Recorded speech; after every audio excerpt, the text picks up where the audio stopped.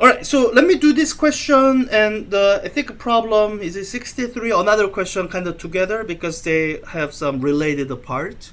So let me start with this question. So it says calculate the tension in a vertical strand. So let me just start doodling to make sure I correctly understand the question setup. I have a spider web, that's a vertical strand of spider web, and there's some mass that's hanging from him. Okay.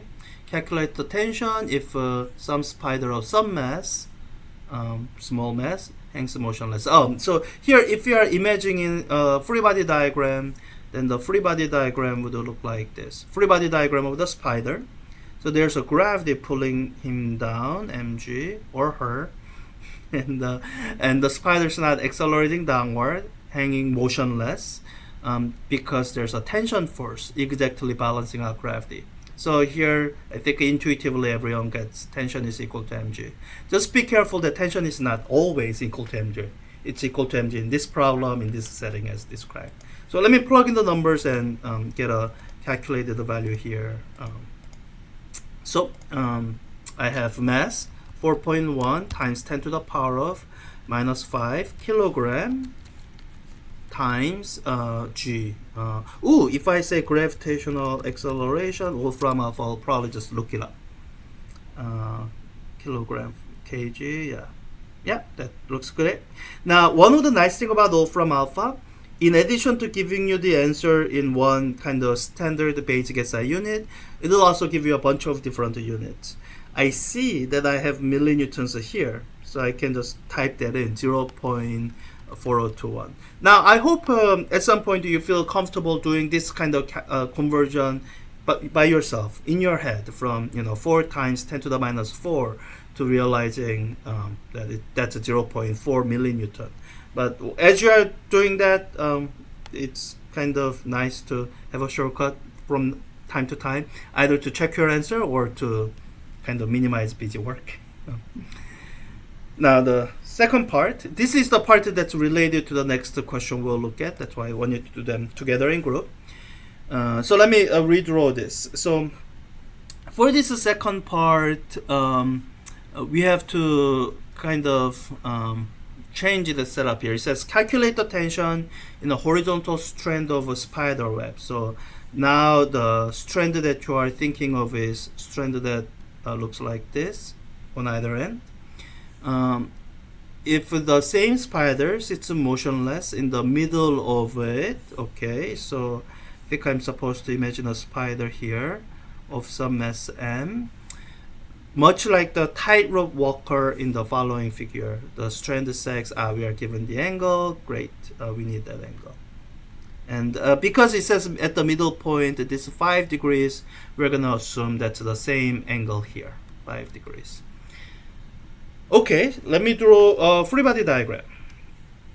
So the free body diagram for this spider still looks like there's a gravity pulling it down, mg, and there's but the spider's not accelerating downward, not because there's a direct upward force. I mean, you could think of normal force, but I think it's going to be more instructive for us to think of that upward force as being kind of the result of these two forces acting, adding. The tension force going this way, and another tension force, let's say it's the same magnitude. There's a symmetry in the setup. I think they're going to be the same magnitude. So tension force going left and right, slightly angled up. So there's a vertical component of the tension force that's adding up and giving you that. So let's write this out. So I have a free body diagram drawn, and I guess this way we are not quite doing standard strategy properly. So let me intuitively approach this without using the 4-step standard strategy that we'll formally go through next week. So here I have a sense that my net force is 0. That's why the spider's not accelerating. And horizontally, I think the net force being 0 will be kind of a boring, expected thing. It's a kind of symmetric setup. Yeah, the two tension forces are gonna cancel each other out. So in the vertical part, I see I have this angle theta here. So if I have tension, that's the hypotenuse, then this opposite side will be T sine theta. And I'll have two of them because I have two forces.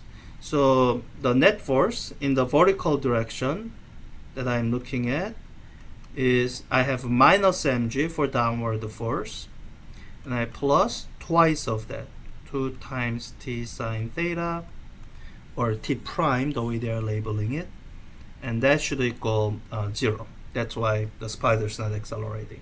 So I can solve this for T prime. In the interest of time, let me do it in my head. T prime is equal to mg divided by 2 sine theta. And I think I need to plug in numbers. I think I can use some of what I had before, because some of what I had before is mg. I already have that mg. That's the same mg. The only thing that changes is now I'm dividing. I'm dividing by 2, which will make it a little bit smaller, but I'm also dividing by sine of 5 degrees, which is a small number. So overall, it's actually going to be a larger tension value. Let's see how much larger.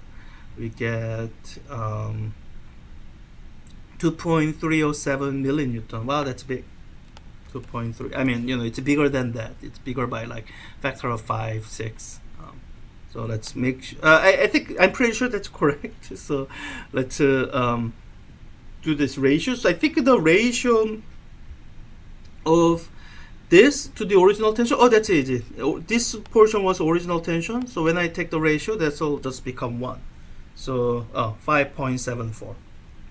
So this is an illustration of something we call mechanical advantage. Like if your goal was to apply a larger tension, you can do that by kind of pressing down on an arrangement like this. This gives you a, not force multiplier. I used to use the term force multiplier, but I think mechanical advantage is the more common term. Mechanical advantage, maybe? But this is one of the setups for simple machine, where you can get a larger force output in the form of the tension force here compared to the amount of force that you might apply in the form of weight gravitational force here. So let's get to the other question that's related. All right, so this is the other question, problem 63, same chapter. So in fact, I think I can reuse a lot of what I had before. That's why I wanted to do it as a group, because so the bird has some mass, and in fact the setup is exactly the same as here. And again, like last time, instead of just saying one upward force from the string, I'm gonna break it up into two tension forces that's along the telephone line this time. So it says find the tension of the wire in terms of mg and theta. I did that. I can just copy that over. The setup is all the same. So whenever you are using a formula that you derived in another setting, you should do, not times, divide by 2 times. Whenever you are reusing a formula derived in another setting, you should verify that the details that matter are matched up. If they are not matched up, then you might have to rederive them. Now, you saw me just type this in, and suppose you didn't know how to type it in. Maybe you don't know the name or spelling of this Greek letter. Then in this entry box, you should be able to find all the variables here. And all the basic mathematical functions like square root, power, they are all here in this palette. If you don't know how to type them in an ASCII code friendly way. And also there's a trig function if you don't know how to type sine, I guess. So that should be correct. Let's submit and check. Good. So find the tension when theta is equal to 5 degrees. I just had that. So this portion is the denominator. Let me just put in mass, 28 grams times gravitational acceleration. That should give me correct answer. 20 grams. Yeah, 2 different G's, but I think it understood me correctly. Yeah, Newton's 1.575 Newtons. Probably right. Let's do 5 and 10 degrees together. So 10 degrees one should be, I think, half as much around. Yeah, in fact, if I did a half, that might actually get graded as correct. But let's just do the exact value since we have Wolfram alpha and it's kind of simple to just change a number there. So 0.791, and if I took half of that, it would have been 0.787. Yeah, that's gonna be within 1%. So anyways, and I think there was one other question that we had in the problem set before, that that's a car tied with a rope to a tree, and then you push the middle of the tree. So that's the setup in which you actually want the mechanical advantage. Here it's kind of the opposite, where the kind of the greater tension here, it increases the requirement on what kind of force telephone pole needs to withstand and all that. But there's a kind of that relationship between how much force is applied and what kind of output force you get from that.